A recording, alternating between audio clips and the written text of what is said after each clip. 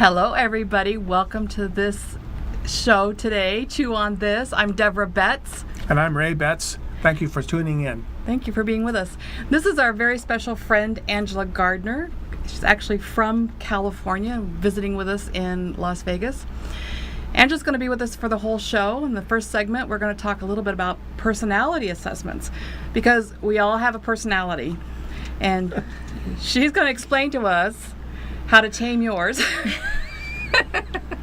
She's the expert here. Or understand how your personality works and those around you, because wouldn't that be valuable, right? Absolutely. So first of all, what's so important about personality, understanding personalities?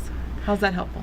Well, when the first person that you should really get to know is yourself, and if you don't even know who you are, it's really hard to relate effectively to anyone else in the universe, right?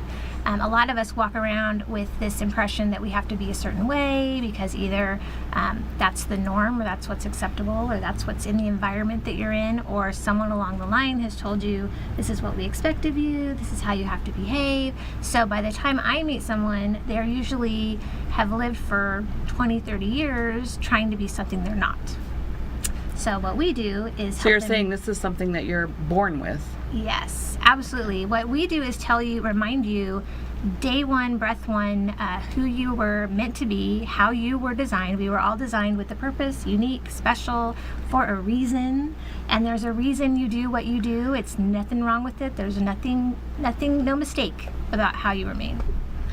So you just said what you were meant to be. Does something get skewed a little bit? What? Well, yeah, because as we go through life, depending on who you hang out with and depending on where you live and what other people expect you to be, like we have children, like I have 5 children, and you look at them as they're cute little babies and you're like, oh, a lawyer, oh, a doctor, right? And so before they can even breathe all the way by themselves or feed themselves, you've already planned their whole life, and you meet that cute little baby mama at the park and you're like, oh, our kids could be married someday. I mean, we do this, right? Yes. To our children. And then we grow up with this expectation, whether it's been told to you or not, there's an expectation.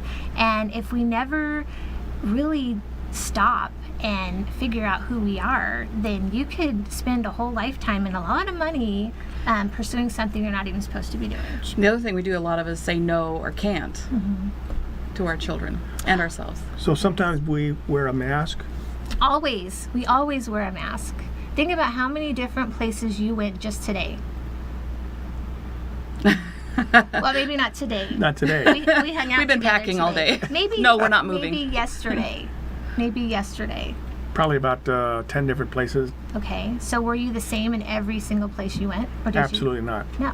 So you have to behave according to the place you're in. You change for your environment. Okay. Right? But that doesn't change who you are. You're still Ray. Everywhere you go, you're still Ray. Thank goodness. Right?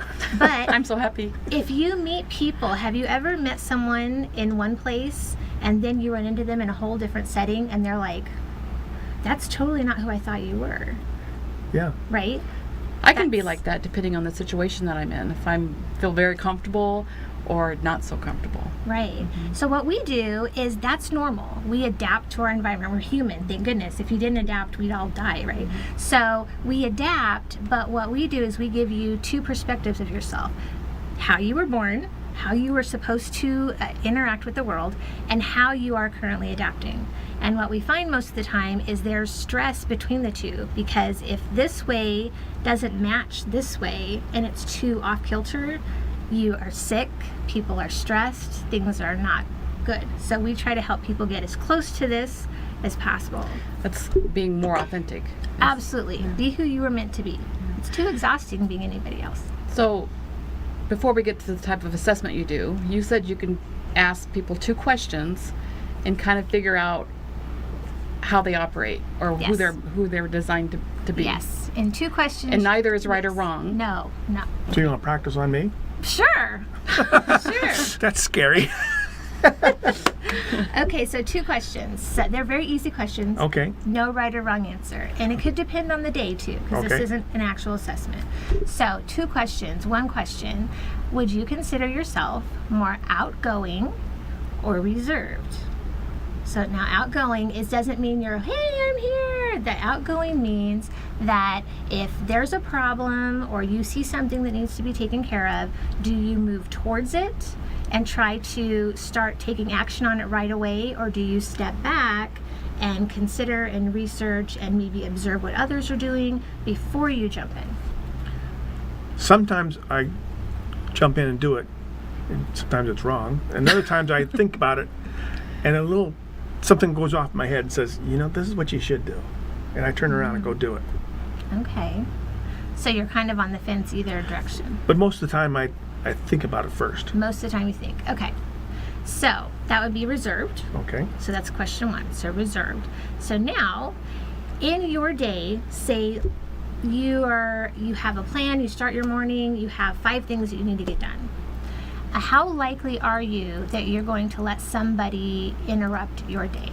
So are you driven by the tasks that you have to get done first before anything else, like all work before fun, or people? Do you need to make sure the people are taken care of, you check in with everybody, and then you start your day? And it's okay if they interrupt you, because they are more important and the tasks can always be done another day. Well, I'm a procrastinator. So therefore I obviously allow people to consume my day, and sometimes things get done and sometimes they just flat don't get done. Be honest, you'd rather go play. Yes. Yes? So I wouldn't say I like, but I allow people to interrupt my time all the time. It doesn't aggravate you. No. If I come along and I need something, even though you're in the middle of something, you're like, what do you need? How can I help you? Exactly, yes. So that would be a people person. Okay. People versus tasks. So that in 2 questions, you're reserved and you're people. So in our quadrants, there's 4 quadrants. I think I actually have a picture. Look at that, I do. So we have 4 quadrants. I don't know if you all can see that. See the 4 quadrants? So you are reserved down here and on the people side. So you're an S here. Okay. So S's, as my daughter Hannah will tell you, are the sweetest people on the planet. Well, that's me. No, just kidding. Oh, that's true. I would say that is true. You are the sweetest. Yes, very much so.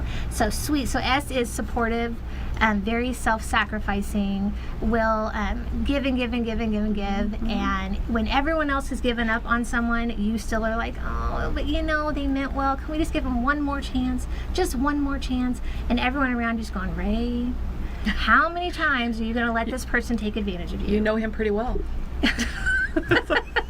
So those Okay. are S. Those are the best people. I bet that's 35% of the population Okay. is an S person. And that's a good thing, because if there wasn't that many S's, we'd probably all kill each other.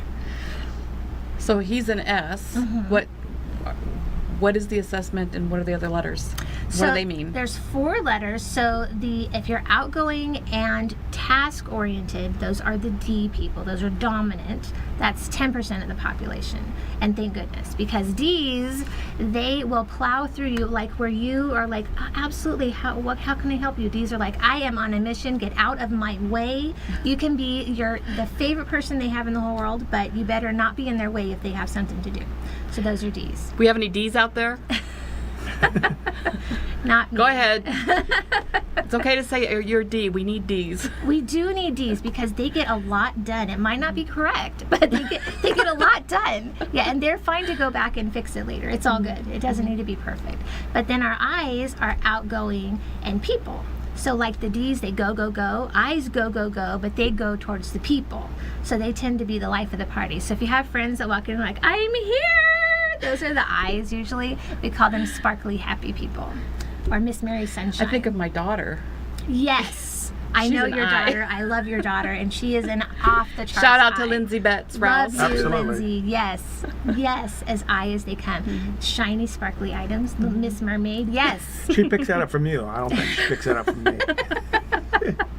You got a little I. We all have a little of everything. Yeah. And then we talked about the S, and then the C's are reserved and tasks. So where Ray will let a person interrupt, a C will not. A C is like, I have things to do, and you need to let me get my work done, and then I will come and help you.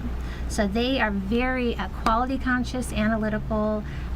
They are the smartest people you'll ever meet. Only 25% of the population, but it's a perfect 25 if you look at the chart. It's Well, a we have to perfect- pick this up on the other side because we're timed out on this section. We're gonna take a quick break, and we're going to come back and follow up with Anja a little bit more on DISC, personality assessment. And we even have a little surprise guest. Well, she's not so little, but she is a surprise guest. So stay tuned.